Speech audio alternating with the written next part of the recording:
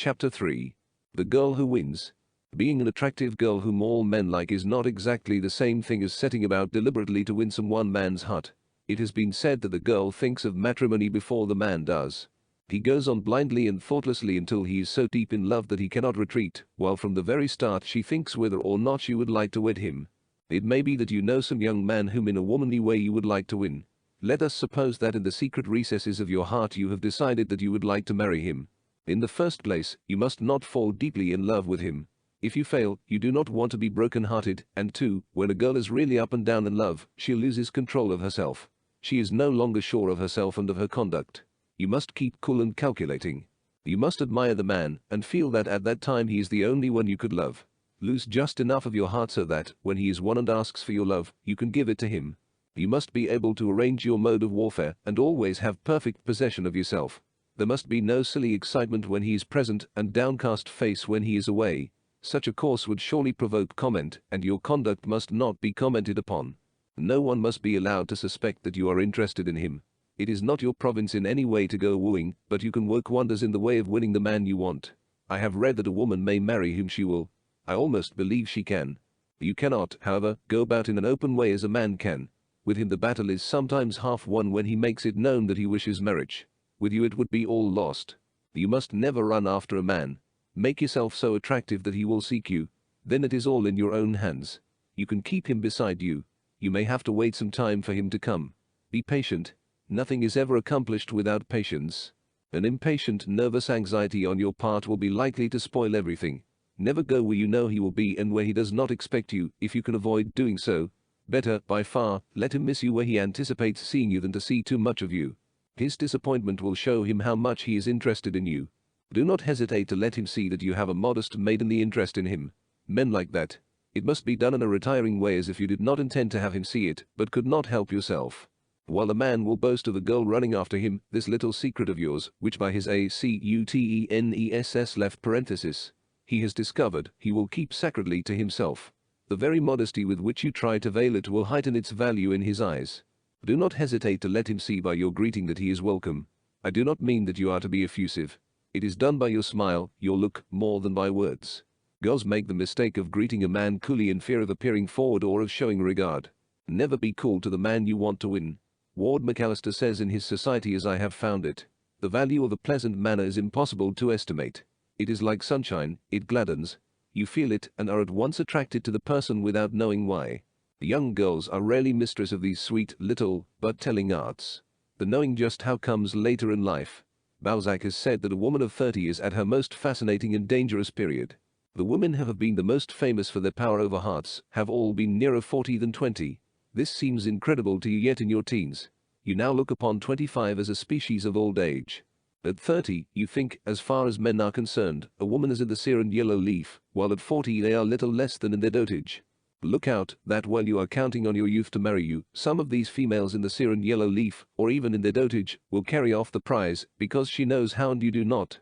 The fact is, the woman of 30 is still young nowadays, whatever she was in our grandmother's time. She can win men's love too.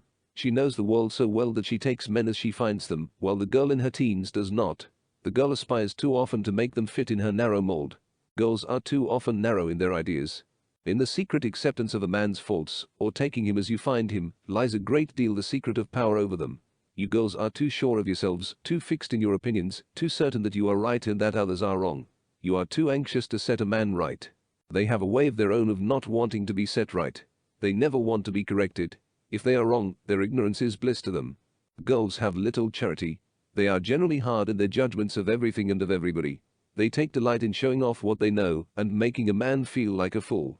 A man never allows the same girl to make him feel like a fool twice. Once is enough for any man.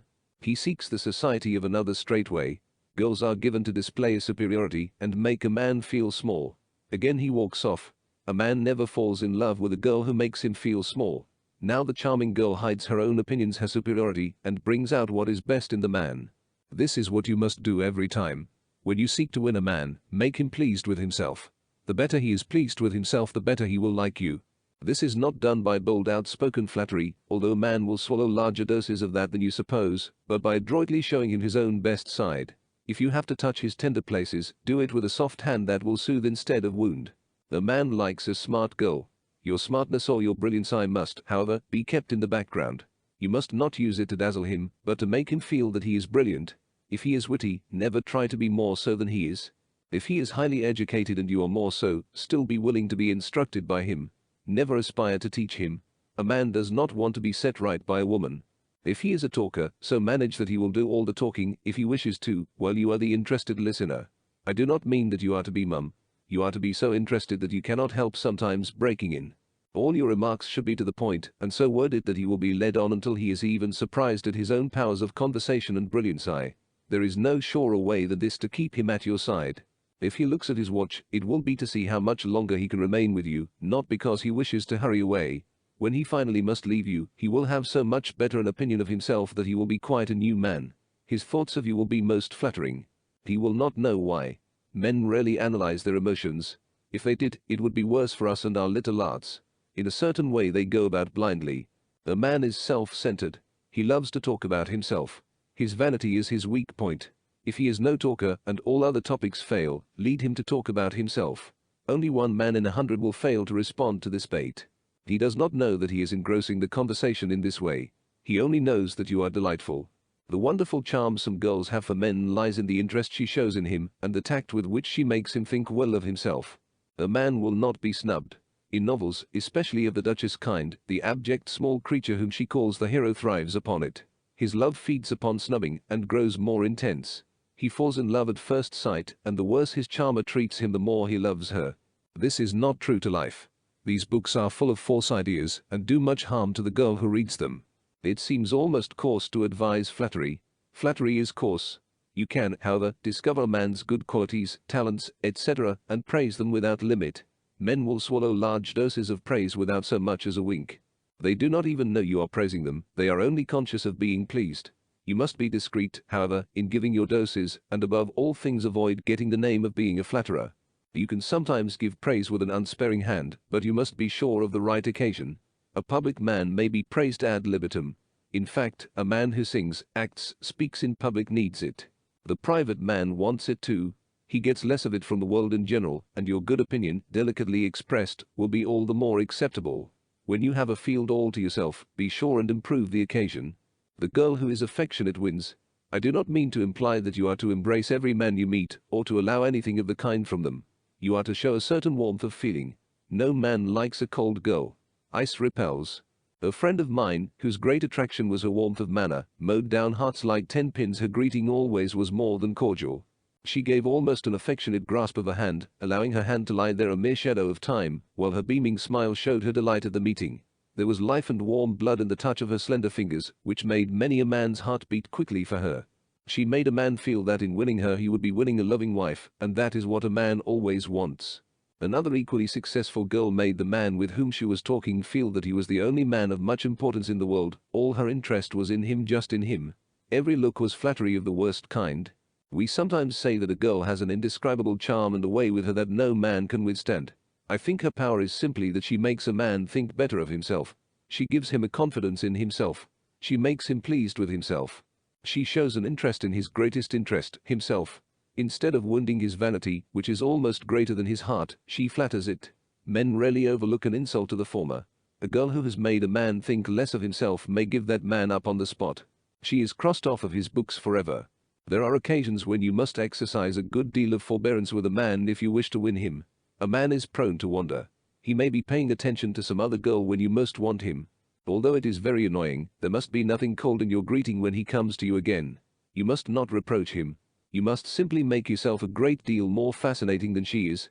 You must be more sweet and winning if possible than you were before. Take pains never to speak ill of this possible rival. It is neither Christian-like or ladylike to do so. It is bad taste.